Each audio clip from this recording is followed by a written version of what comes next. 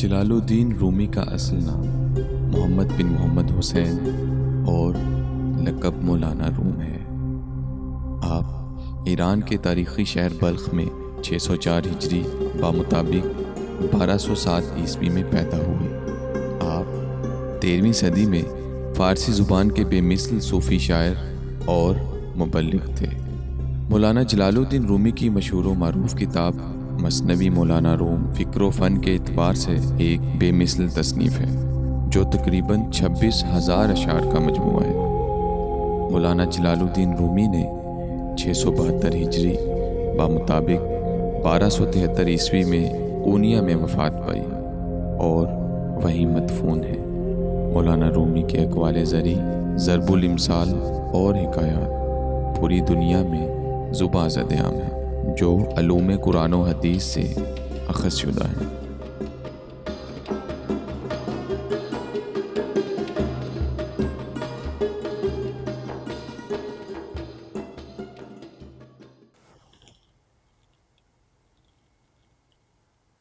نحمدہ ونصلی ونسلم علی رسول الکریم، اما بعد، اعوذ باللہ من الشیطان الرجیم، بسم اللہ الرحمن الرحیم۔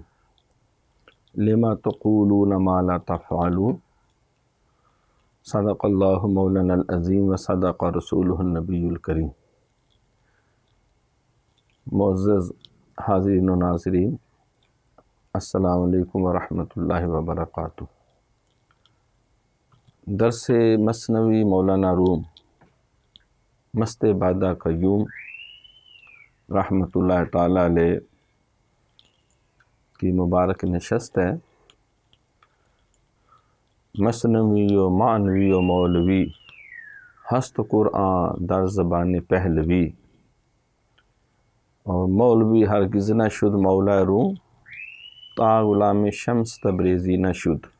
ڈاکٹر نکلسن نے اس کا انگریزی زبان میں ترجمہ کر کے پھر اس سے 100 سے زیادہ زبانوں میں ان کی مثنوی شریف کے تراجم اور اس کی شروحات، تشریحات اور اس کے اوپر مزید تبصرے اور متعدد کتب جو ہیں وہ مخلوق خدا کی رشد و ہدایت کے لیے موجود ہیں۔ آج کی یہ حکایت بھی ایک سادہ سی بات ہے۔ اس کا عنوان آپ نے رکھا کہ 6 درہم میں 2 چانٹے، یعنی 2 تھپڑ جو ہیں۔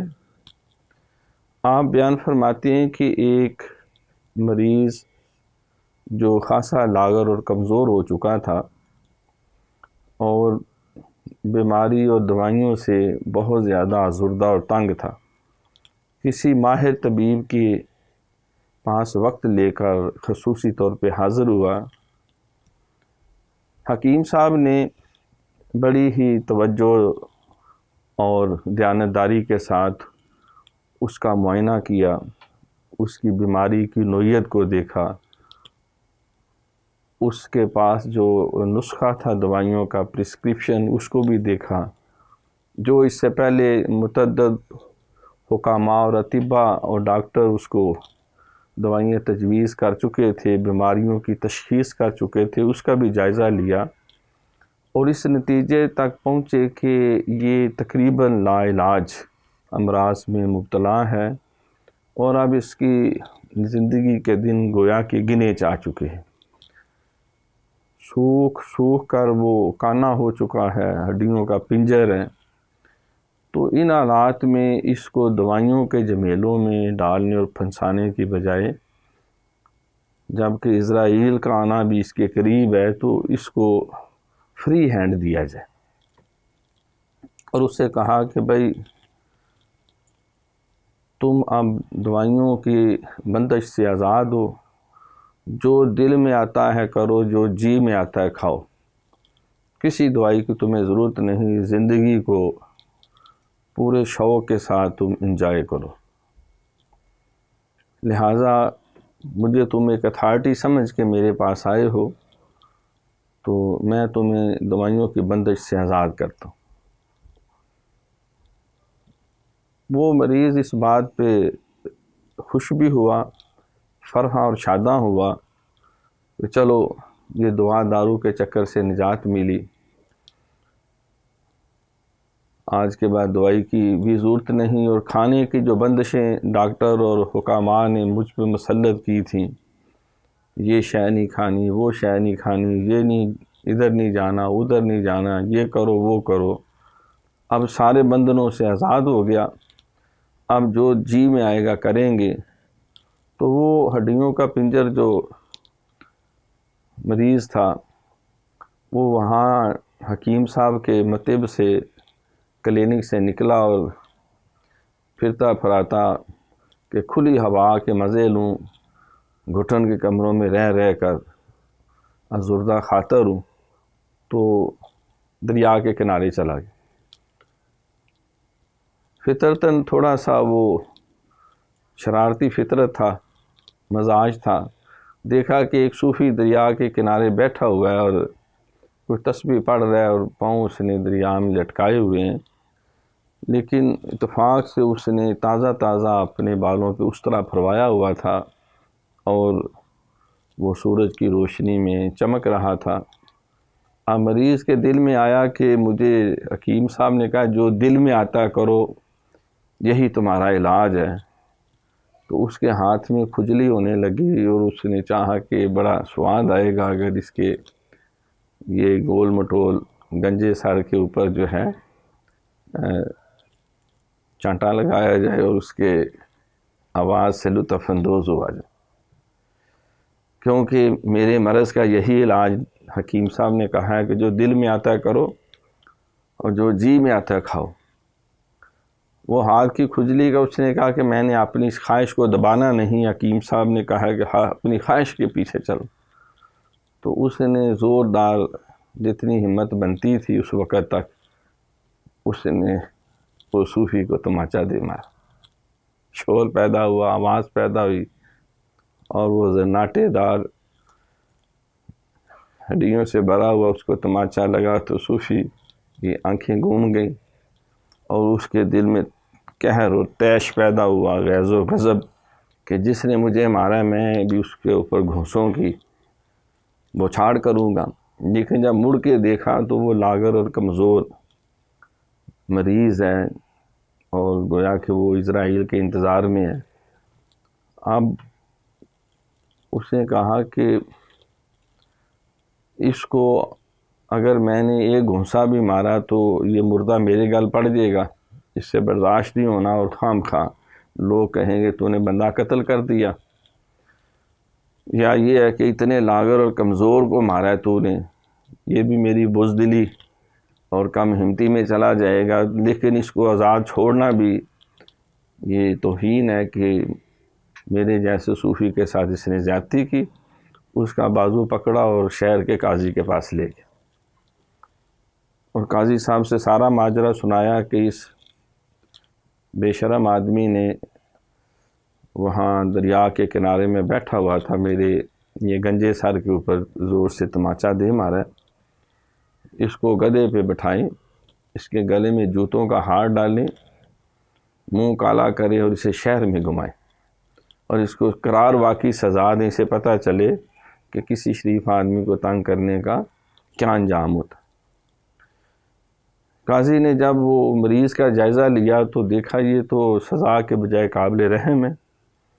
اس نے اس صوفی کو کہا کہ بھئی اگر اس کو ایک بھی کوڑا لگا یہ تو مارا جائے گا، اور یہ اس پوزیشن میں نہیں کہ یہ کوڑے برداشت کر سکے، یہ تو قابل رحم ہے۔ صوفی نے بڑا احتجاج کیا کہ ایسے لفنگوں کو اگر آزاد چھوڑ دیا جائے کہ میرے جیسے معزز آدمی جس کو چاہے چانٹے مارتے پھریں، تو یہ کہاں کا انصاف ہے؟ کیا شریعت میں ایسے واہیات لوگوں کے لیے جو سرے بازار لوگوں کی عزتوں کو چھاڑتے ہیں کوئی شریعت میں سزا نہیں؟ اس کو اس حال پہ نہیں چھوڑا جا سکتا، اس کو ضرور سزا ملے۔ قاضی نے کچھ نرم لہجے میں کہا بات تمہاری ٹھیک ہے، شریعت جو ہے وہ ہاتھ کے بدلے ہاتھ، ناک کے بدلے ناک، کان کے بدلے کان، جان کے بدلے جان، دانت کے بدلے دانت. سزا تو ہے لیکن یہ تو پہلے ہی مرے کو مارے شاہ مدار موت کے قریب ہے اور اسرائیل کے انتظار میں ہے. تو یہ تو جس نے بھی اس کو ہاتھ لگایا یہ اس کے گلے موت پڑ جائے گی. تو قابل رحم ہے، تم اس بیچارے پہ رحم کھاؤ. اور تمہارے پاس کوئی پیسہ دیلا ہے؟ اس نے کہا کہ 6-7 درہم ہے. تو کہا تم اس طرح کرو، ان میں سے 3 درہم اس کو دو، یہ جائے جا کے کوئی روٹی کھائے، اس کو ہوش ٹکانے آئے، اس کا دماغ چل گیا ہے، یہ بیوقوف ہو چکا ہے، مخبوط الحواس کی کیفیت میں چلا گیا ہے، بھوک اور کمزوری کی وجہ سے خون کا قطرہ اس کے اندر نہیں ہے، تو تم اس سے ہمدردی کرو. وہ 3 درہم اس کو دو. کافی برداشت کرتا رہا وہ مریض جو ہے. اس نے کہا کہ یہ عجیب الجھن میں پڑ گئے. تو اس نے دیکھا کہ قاضی صاحب نے بھی تازہ اپنے اس طرح پھروایا ہوا اٹینڈ کروائی. اس کا دل جو ہے وہ بے قرار ہوا کہ میرے اب خواہش اس کو کھجلی ہاتھ میں ہو کہ ایک ہاتھ قاضی کو بھی مارا جائے. سوچتے سوچتے کہا کہ حکیم نے کہا کہ خواہش کو نہیں دبانا، جو دل میں آتا کرو. تو وہ قاضی کو ریکویسٹ کر کے کہ اجازت دیں میں ذرا آپ کے یہ مسند کے قریب آ کر آپ کے کان میں کوئی بات کہنا چاہتا ہوں. اس قاضی نے اجازت دے دی. آج وہ کوئی خاص بات ہے تو کرو میرے کان میں. وہ ہمت کر کے آگے چڑھا اور اوپر چڑھ کے قاضی کا جب گردن نیچے کی تو اس کو بھی ایک زور سے تماچا دے مارا.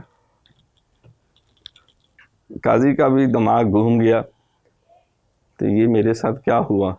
اور فوراً نیچے اتر کے کہا کہ وہ 6 درہم تم 3 آپس میں بانٹ لو اور میری جان چھوڑو، میں جا رہا ہوں. جب وہ نکلنے لگا تو قاضی نے پہرے داروں کو کہا خبردار پکڑ لو، جانے نہ پائے، مارو درے اس کو، اس بے شرم اور شیطان کو کسی صورت نہ چھوڑا جائے، یہ ان ریوارڈڈ نہ کہیں چلا جائے، درے مارے جائیں اس کو. تو وہ صوفی زور سے چلایا کہ قاضی صاحب یہ کیا کر رہے ہیں؟ جب میری باری تھی تو اس وقت آپ کہہ رہے تھے اس کو 3 درہم دے دوں، اب آپ کے سر پہ لگا ہے تو اب آپ کہہ رہے ہیں اس کو درے مارے جائیں. یہ آپ کا کیسا انصاف ہے؟ انصاف اس کو کہتے ہیں جب اپنے گلے پڑے تو اور فیصلہ، جب دوسرے کے گلے پڑے تو اور فیصلہ. لہٰذا کیونکہ میں مقدمہ لے کے آیا ہوں، جانے دو اس مریض اور لاغر کو. تو وہ اس دوران وہ مریض تو وہاں سے نکل گیا اور وہ دونوں قاضی اور صوفی ایک دوسرے کا منہ دیکھتے رہ گئے. تو مولانا روم رحمۃ اللہ علیہ عقائد لکھنے کے بعد فرماتے ہیں کہ ہر قدم پہ دانائی اور حکمت کی ضرورت ہے. اگر حکیم نے، ڈاکٹر نے، طبیب نے کہہ دیا ہے کہ تم جو چاہتے ہو کھاؤ پیو، اپنی خواہشات پوری کرو، تو اس کا یہ مطلب ہرگز نہیں کہ تم لوگوں کی عزتیں اچھالو اور تم لوگوں کو ازردہ کرنا شروع کر دو. بجائے دعائیں لینے کے ان کے بد دعائیں لینا شروع کرو. اور اگر کوئی ایسا کیس یا مقدمہ کسی قاضی اور منصف یا جج کے پاس آ گیا ہے جو اس نوعیت کا ہے، تو اس کو بھی سارے کیس کی نوعیت کا جائزہ لینے کے بعد کوئی ایسا دانشمندانہ فیصلہ کرے کہ جس سے جو ہے وہ داد رسی ہو، نہ یہ کہ مجرم اور دندناتا پھرے اور باقی لوگوں کو بھی اس مصیبت اور عذاب میں مبتلا کرے اور غیر ضروری بحث و تمہیز کی نظر وہ ساری صورتحال کو کر دے. تو آپ نے طبیب کو بھی آپ نے اس میں لتاڑا کہ انہیں بھی ایسا مشورہ دیتے وقت یہ احتیاط کرنی چاہیے کہ تم اس کو ہر شے خواہش پوری کرنے کی اجازت دے دو، لیکن کچھ حدود و قیود اس کے لیے رکھو کہ تم جاؤ جا کے اللہ اللہ کرو، تسبیحات پڑھو اور کوئی اللہ کی دی ہوئی نعمتیں جو تمہارے دل میں آتا وہ استعمال کرو. تو ایک ہی وقت میں اس حکایت میں آپ نے اطباء کو بھی نصیحت کی اور صوفی منش انسان ہیں ان کے لیے بھی رہنمائی کا راستہ رکھا، اور قاضی اور جج صاحبان ہیں ان کو بھی نصیحت کی اور جو لوگ اس طرح کی صورتحال سے دوچار ہوتے ہیں، کسی آزمائش میں ہیں، بیماری میں ہیں، تکلیف میں ہیں، ان کو بھی رہنمائی کی کہ وہ اللہ کی بارگاہ میں رجوع کرے اور مخلوق سے دعائیں لیں۔ وما علینا الا البلاغ المبین۔